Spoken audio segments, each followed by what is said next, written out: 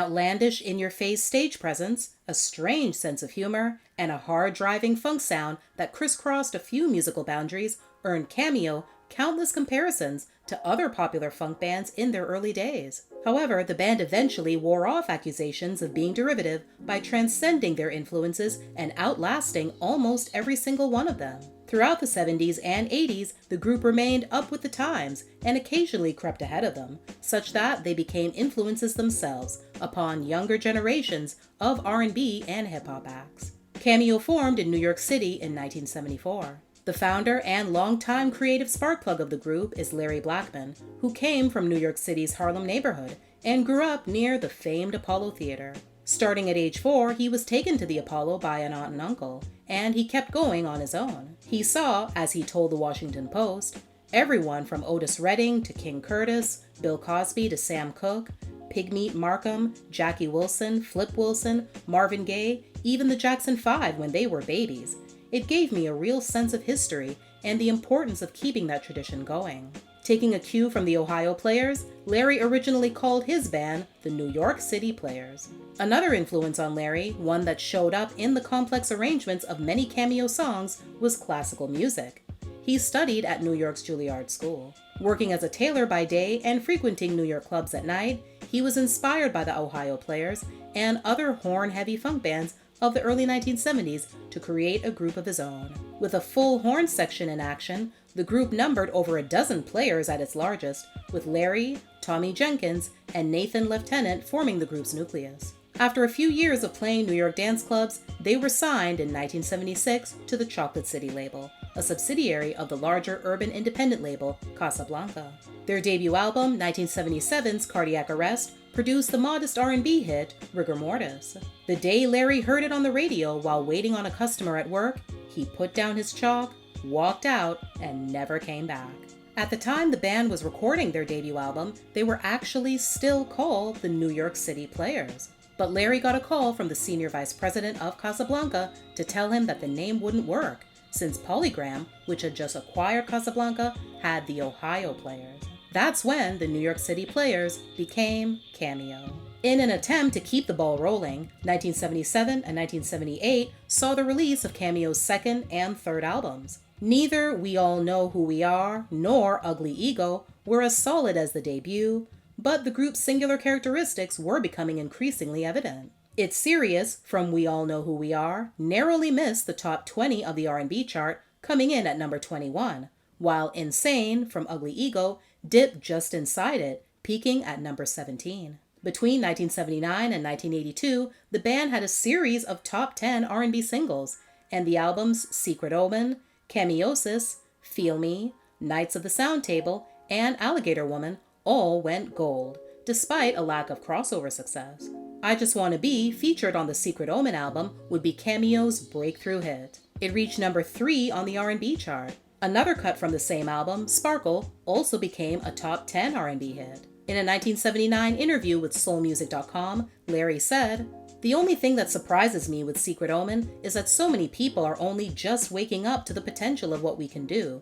It's great because finally we're getting some recognition from the media, but we've been busy working at getting the right kind of following with audiences since we started working on the road a few years ago." The other albums all delivered hot top 20 R&B singles, like Shake Your Pants, We're Going Out Tonight, Keep It Hot, Freaky Dancin', Just Be Yourself, and Flirt. Also during this period, the stage antics of classic funk acts like Bootsy Collins would shape Larry's own emerging stage personality. His trademark over the next several decades of touring would be a bright red codpiece that he tried several times to retire, but was constantly forced by popular demand to continue wearing. One of the most significant ripples in Cameo's timeline came in 1982, when they packed up and set up shop in Atlanta, Georgia. Pared down to a quintet and located in a less hectic city, the group became bigger fish in a smaller pond. Larry even started his own label, Atlanta Artists. The label's first LP would be the group's 9th album, 1983's Style. Pay Dirt was struck with 1984's She's Strange. The title cut topped the R&B chart, kicking off a remarkable 3-album run that made Cameo one of the most popular groups of the 80s. Single Life and Word Up released respectively in 1985 and 1986, continued the hot streak. The singles from those two albums, Attack Me With Your Love, Single Life, Word Up, Candy, and Back and Forth, held down the top 5 plateau of the R&B chart. Word Up, the most successful of the bunch, went to number 1 on the R&B chart, received the best placement on the Billboard Hot 100 the group had ever had, coming in at number 6, and remained a staple of party and wedding DJ dance mixes for decades to come. Cameo's always been, and probably always will be, labeled a funk band. However, in a 1986 interview with the LA Times, an exasperated Larry insisted that they play black rock and roll. Denny Hunt, the author of that article, disagreed with Larry, saying the band's music really is funk. But it's not the normal, raw, raging, one-note variety. He viewed Cameo's funk as complex, multi-layered, and expansive, reflecting rock, pop, and jazz influences. Larry continued, ignoring modesty, saying, "You can't lump us in with those other funk bands. We're better than that. We set trends. Kool and the Gang copied us, the Midnight Stars of the World copy us, and Rick James. Well, I won't go into that." As far as George Clinton is concerned, who Cameo and specifically Larry has been forever compared to, George Clinton, George Clinton, George Clinton. When I do interviews in England, that's all they talk about. If they knew anything about Cameo's music, they wouldn't even make those references. George is coming from a different place with that music. It's more traditional. His whole mentality is in a different place. But more than anything, Larry blasted rich black artists who lose touch with the black audience. I could name names, but I won't. You know who I'm talking about anyway. It's like now they have all that money, they can forget they're black. They don't have to worry about money. They could say and do a lot of things for black people, but they don't. All of them would be nowhere without that black base audience that gave them a start. Black artists, he insisted, can appeal to the pop masses without sacrificing their blackness. We did it. We have a share of that white audience, and we're not going to ignore our people and make them feel like they're in the back of the bus.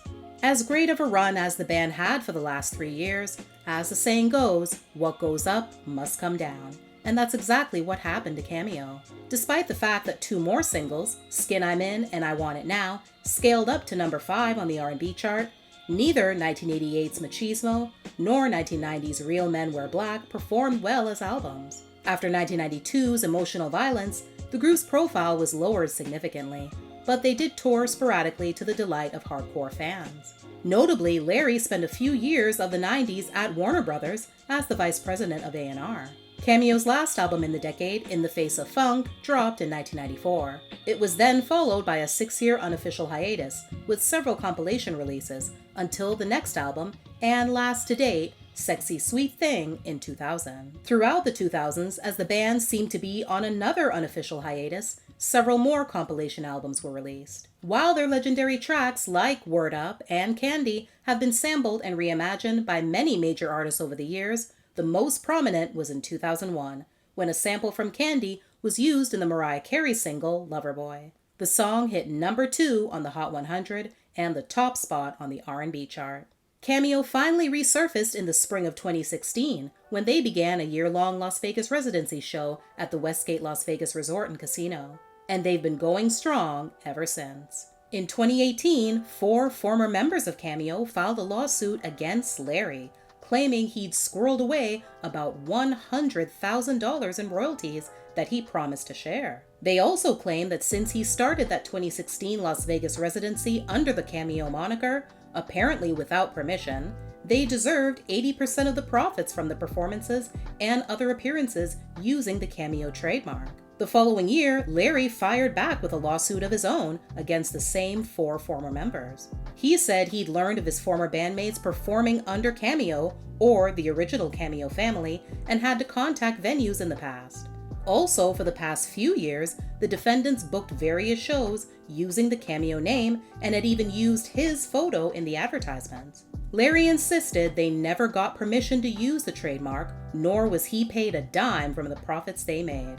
He was demanding in excess of $2 million in damages, plus an injunction prohibiting the former members from using the Cameo name or his likeness. In early 2019, Larry announced the release of El Paso, the first new single from the band in 19 years. Nearly 5 years after Cameo's former members brought their lawsuit against Larry, and nearly 4 years after Larry's countersuit, a decision was made, which had Larry come out as the winner.